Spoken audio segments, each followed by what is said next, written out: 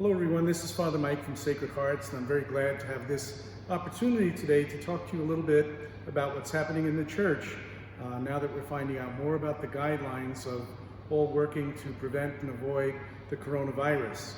As you know, the key that our government officials have placed before us is that the way to protect and prevent the spread of this infection is by not gathering and trying to avoid very crowded places and where we'd be exposed to many others. And of course, one of the most crowded places is often our churches, especially for our masses.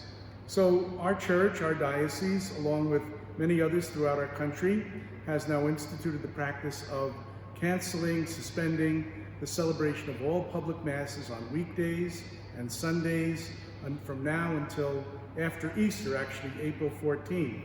All parish events during that time are also either canceled or postponed, and we're just encouraging everybody to do the best they can to keep our social distance from each other and use that to help to stop the spread of this infection. How do we keep our spiritual lives alive during this time?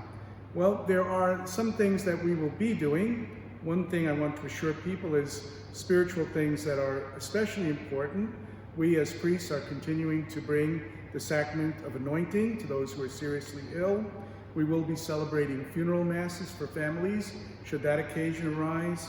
And if you are in need of the sacrament of reconciliation, you may call the rectory, and we will have times when you might receive that sacrament. But I think more than anything else, what I want to have you do today is to focus on some positive things. Not what we can't do, not what's been postponed, not what's been canceled, but on the things that we're able to do even now. One of them is we're able to, thank goodness to the way technology is these days, we're able to share in the Mass and in the sacraments by watching online. So beginning on tomorrow, on Friday, our daily Mass will be aired at noon on YouTube and on Facebook, and there'll also be a schedule on our website where you can find out about the weekend Masses, which will also be aired so that you can participate. And you'll also find there the most up-to-date schedule of more events that are being planned. We're trying to use technology more and more to connect people and to keep us in touch. The other thing is that you can pray. You can pray at home, you can stop into church. The church is open for private prayer. You can come down and spend a little time in devotion.